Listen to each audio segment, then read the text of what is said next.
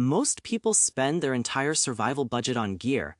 You bought the level IV ceramic body armor. You bought the tactical tomahawk that looks cool on Instagram, but is functionally useless for anything other than opening Amazon packages. You stockpiled enough 556 ammunition to fight a small war in a third-world country.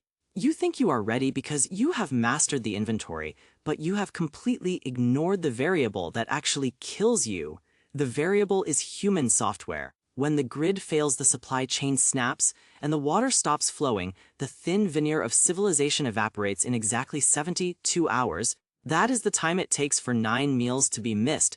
Once that caloric deficit hits the people around you, your neighbors, your coworkers, the PTA mom down the street, undergo a factory reset. They stop being citizens and start being biological machines, driven by the oldest, ugliest code in our DNA. You are not preparing for a movie villain. You are not preparing for zombies. You are preparing for Dave from accounting who hasn't eaten in 4 days and just realized his family is going to die. We are going to break down the 5 specific psychological archetypes that emerge in a collapse. We will dissect their brain chemistry, their threat level, and the physics-based trash-engineered methods you will use to neutralize them without firing a single shot. Because if you pull a trigger, you have already lost the silence, and silence is the only armor that works forever. Let's talk about the first threat, the high velocity hero.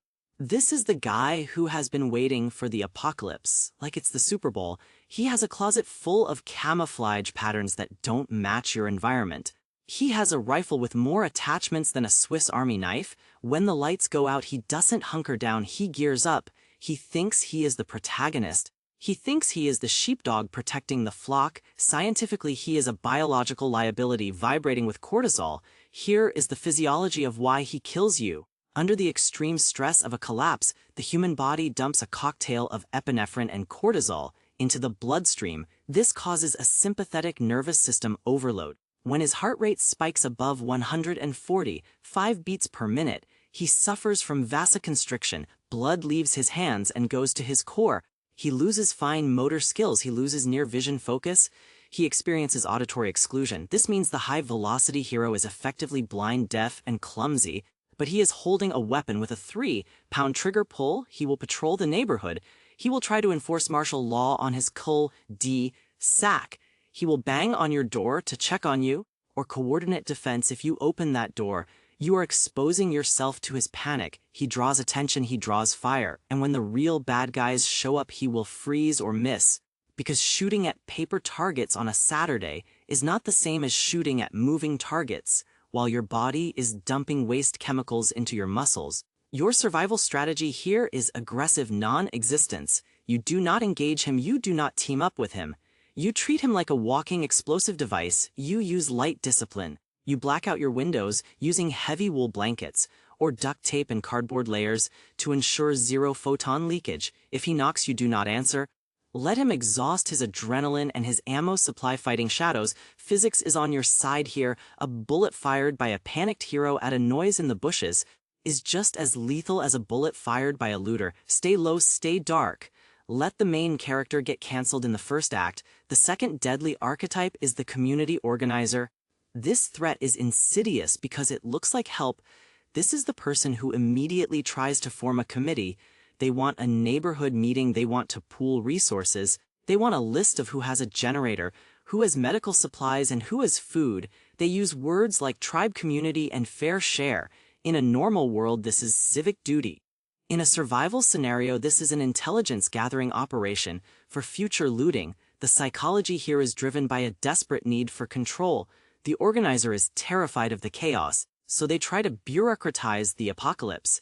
But here is the brutal math of communism in a crisis. Redistribution only works when there is production. When production stops, redistribution is just a slow death spiral. If you put your name on their list, you have painted a target on your house. When the group runs out of food in week 2, they will look at that list. They will see you have 50 pounds of rice, and the mob will come to collect your contribution for the greater good. You survive this by playing the gray man bluff. You do not tell them to go away. That makes you a hostile entity. That makes you the enemy. Instead, you attend the meeting, but you lie. You lie with your whole body, you wear dirty clothes, you rub charcoal under your fingernails to look unwashed. You hunch your shoulders to mimic fatigue, you tell them you are already out of food, you ask them for help, you become a drain on their resources, not an asset. Human tribalism is based on reciprocity. If you have nothing to offer, the tribe will reject you. That is exactly what you want. You want to be excluded. You want them to look at your house and see a dry well. While they are arguing over how to divide a single can of peaches, you are inside your fortress eating adequate calories, silent and safe. The third threat is the denialist. This is usually a family member or a close friend. This is the person who refuses to accept the new reality. Their brain is trapped in normalcy bias. This is a cognitive coping mechanism where the mind minimizes a threat. Because the truth is too traumatic to process, they will say things like the power will be back on by tomorrow, or we don't need to board up the windows, you're scaring the kids. They are dangerous because they are an insider threat. They will compromise your security protocols. They will open the door to strangers because they still believe in the social contract. They will turn on lights at night because they are scared of the dark. They will try to drive to the store. When the streets are a kill zone, they are a toddler in an adult's body. You cannot reason with a denialist using logic. Their logic center is shut down. You have to handle them using containment protocols. You take their keys. You hide the batteries to the radio if the news is making them panic. You physically lock the doors. And you keep the only key on a lanyard around your neck. It sounds harsh, it sounds controlling. But you are the designated survivor. You are the captain of the lifeboat. If a passenger tries to drill a hole in the hull because they want fresh air, you don't argue with them. You stop them physically. The fourth archetype is the silent auditor. This is the most dangerous predator because you won't see them until it's too late. The auditor is the quiet neighbor, the one who watches. They aren't panicking, they are calculating.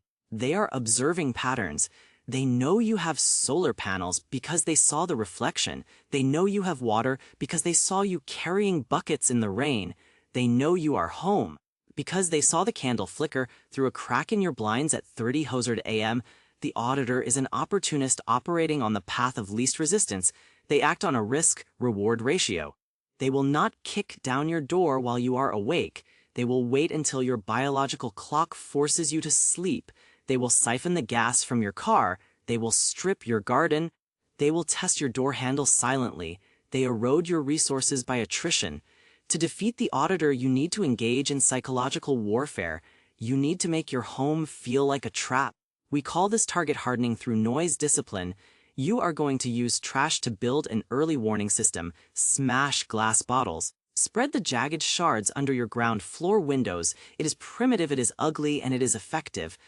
The sound of crunching glass is distinct and terrifying in a silent world. It screams injury and infection. To an auditor, infection equals death. Run fishing line across your perimeter at shin height. Attach the line to empty tin cans filled with a few pebbles or nuts and bolts. When they trip, the rattle gives away their position.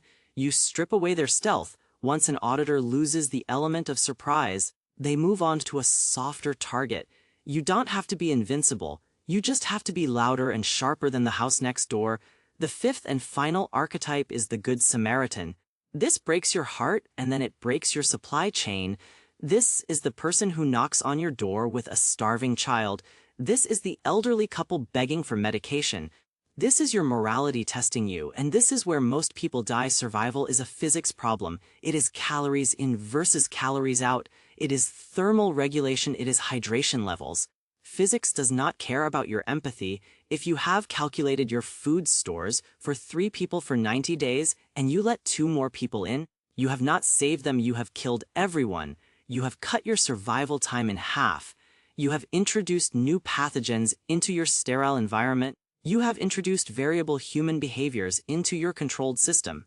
This is called lifeboat ethics. If the lifeboat is full and you pull 1 more person out of the water, the boat swamps and everyone drowns.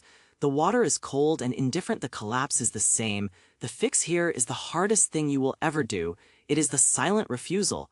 You do not engage in conversation through the door. Conversation builds a connection. Connection builds guilt. Guilt opens the door. You put a sign up, Sesiknes Inansidi, QARNTE. It is a lie, but it is a lie that saves lives. It repels the Good Samaritan because they are looking for safety, not disease. It repels the auditor because they don't want to loot a plague house. It keeps your conscience clean enough to function because you didn't have to look them in the eye and say no. The world you know is built on a delicate web of promises. The promise that the police will come, the promise that the water is clean, the promise that money has value. When those promises break, the people who believed in them break too. They shatter into sharp, desperate fragments. You are not trying to fix the world is broken. You are trying to outlast the breakage. You need to be cold, you need to be calculating. You need to look at your neighbor and not see a friend, but see a variable in an equation that is trying to balance itself to zero. Identify the archetype, deploy the counter, measure. Keep your door locked, keep your head down, and remember, the most dangerous thing in the dark isn't a monster. It's a human being who just realized they are going to die.